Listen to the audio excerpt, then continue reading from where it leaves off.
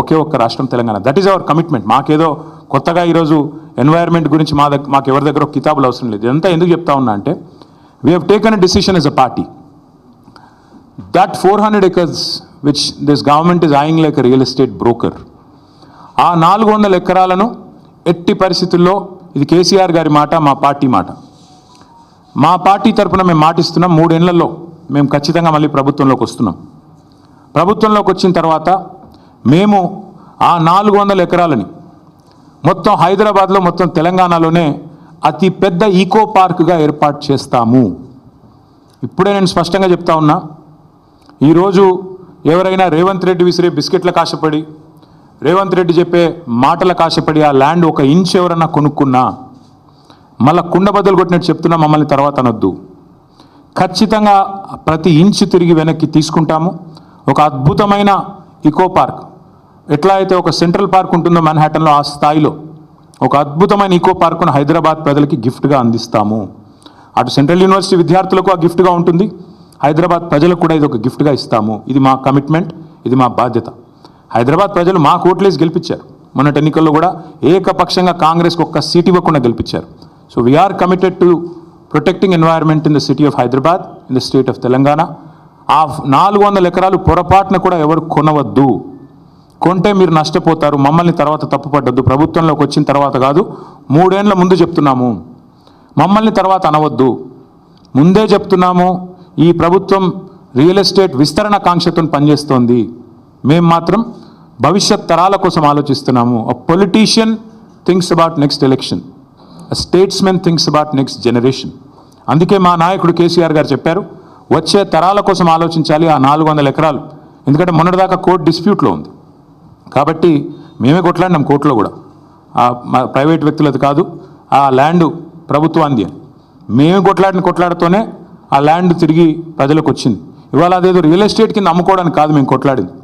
ఆ ప్రాంతంలో పర్యావరణ పరిరక్షణ జరగాలి, ఆ ప్రాంతంలో ఒక అర్బన్ లంగ్ స్పేస్ ఉండాలి. ఢిల్లీ మాదిరిగా మన నగరం మారొద్దు. ఢిల్లీలో ఎట్లయితే ఎయిర్ క్వాలిటీ దెబ్బతిని ఇవాళ మాస్కులు వేసుకొని తిరిగే పరిస్థితి వచ్చిందో, ఎయిర్ క్వాలిటీ డేంజరస్ లెవెల్స్గా ఉంది అని చెప్పి ఇవాళ వివిధ దేశాలు అక్కడి ప్రజలు ఎవరైతే ఉన్నారో వారికి చెప్పే పరిస్థితి వచ్చిందో, ఆ పరిస్థితి హైదరాబాద్కి రాకూడదు. భవిష్యత్ తరాలు బాగుండాలి అంటే, మన పిల్లలు బాగుండాలి అంటే, so we're committed and we're committing to making sure this 400 acres of Kanche Gachibowli land will be converted into an eco park, and we are requesting all the people who are interested in coming and joining with us. మా శ్రీనివాస్ యాదవ్ గారు ఇందాకనే నాతో అన్నారు, అన్న పిల్లలు ఆందోళన చేస్తున్నారు, మనం వెళ్ళాలి అన్నారు. ఎస్, మేము కూడా పోవాలని ఆలోచించినాం. కానీ దుర్మార్గులు కాంగ్రెస్ వాళ్ళు మేము ఆడ అడుగు పెట్టంగానే ఇది మొత్తం బీఆర్ఎస్ వాళ్ళే నడిపిస్తున్నారు అని పనికిమాలిన మాటలు మాట్లాడతారు. అందుకే కొద్దిగా దూరంగా ఉన్నాం. But I think the time has come. మేము కూడా ఇప్పుడు ప్రభుత్వం కనుక వెనక్కి తగ్గపోతే మేము కూడా పిలుపునిస్తాం.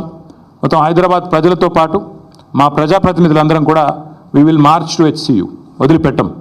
ప్రభుత్వం వెనక్కి తగ్గాల్సిందే, తగ్గకపోతే వదిలిపెట్టం. ఎట్టి పరిస్థితుల్లో కూడా ఊరుకోం. ఆల్రెడీ రాజ్యసభలో మా రాజ్యసభ ఫ్లోర్ లీడర్ సురేష్ రెడ్డి గారు, మా ఎంపీ గాయత్రి రవిచంద్ర గారు, వద్దిరాజు రవిచంద్ర గారు చాలా గట్టిగా మాట్లాడినారు. ఎస్, ఇది కేంద్ర ప్రభుత్వం కూడా జోక్యం చేసుకోవాలి, ఇది కేంద్రీయ విద్యాలయంలో ఆందోళన జరుగుతున్నాయి, వెంటనే జోక్యం చేసుకోండి అని కోరినారు. అట్లాగే 10 మంది HCU విద్యార్థులు మేము ఢిల్లీకి వెళ్ళాలి, మాకు అపాయింట్మెంట్ ఇప్పించండి అంటే ధర్మేంద్ర ప్రధాన్ గారితో అపాయింట్మెంట్ ఇప్పించి HRD మినిస్టర్ గారితో వారిని కూడా తీసుకొని పోయాము. వారికి కూడా సపోర్ట్ చేస్తున్నాము. లీగల్గా కూడా కొట్లాడుతున్న విద్యార్థులు ఎవరైతే ఉన్నారో, NGOలు ఎవరైతే ఉన్నారో వారికి కూడా బరాబర్ చెప్తున్నాం, సపోర్ట్ చేస్తాం. This is not a political fight, this is a fight for the future of Hyderabad, for the future of Telangana. కాబట్టి ఖచ్చితంగా ఏ పర్యావరణవేత్తకైనా అండగా ఉంటాం. ఎవరెవరైతే ఈరోజు కొట్లాడుతున్నారో ఈ భూముల పరిరక్షణకు, భవిష్యత్ తరం పరిరక్షణకు, వారికి ముమ్మాటికి అండగా ఉంటాం. ఇక పనికిమాలిన మాటలు మాట్లాడుతున్న మంత్రులు, ఆడ ఏం లేదు బయోడైవర్సిటీ, ఇంత పెద్ద రిపోర్ట్లు ఉన్నాయి, అందులో ఏమున్నది ఏం లేదు. ఎన్ని రకాల స్పీషీస్ ఉన్నాయి, ఎంత ఫ్లోరా ఉంది, ఎంత ఫౌనా ఉంది, అక్కడ ఎన్ని పక్షులు ఉన్నాయి, ఎన్ని రకాల పక్షులు, మొత్తం డీటెయిల్స్ ఉన్నాయి.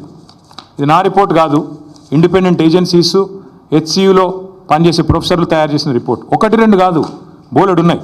ఇక ఫోటోలు చూపెట్టాలంటే ఇవి AI జనరేటెడ్ ఇమేజ్లు కాదు. పాపం మంత్రులు కొంతమంది తెలిసి తెలియక ముఖ్యమంత్రి గారి ట్రాప్లో పడి ఏదో మాట్లాడుతున్నారు. మీ HCU వెబ్సైట్లో ఉన్నాయి, కావాలంటే చూసుకోండి. హైదరాబాద్ సెంట్రల్ యూనివర్సిటీ వెబ్సైట్లోనే ఇవన్నీ కూడా ఉన్నాయి. చెరువులు, అక్కడ ఉండే తాబేళ్ళు, ఒకటి రెండు కాదు, అక్కడ ఉండే పశువులు, అక్కడ ఉండే పిట్టలు, పక్షులు, అక్కడ ఉండే చెరువులు, ఇక అక్కడికి పోయిన రేవంత్ రెడ్డి గారి బుల్డోజర్లు, అక్కడ ఎరేజ్ చేసిన, అక్కడ వీరు క్రియేట్ చేసిన అరాచకం. ఒకటి రెండు కాదు, చూడండి ఎట్లా ఒక యుద్ధానికి పోయేటప్పుడు ఎట్లయితే పోతారో అట్లా ఆ మిలిటరీ ట్యాంకర్లు వేసుకొని పోతారు చూడు, ఆ స్థాయిలో ఒక దొంగలాగా ప్రభుత్వం పోవాల్సిన అవసరం ఏంటి?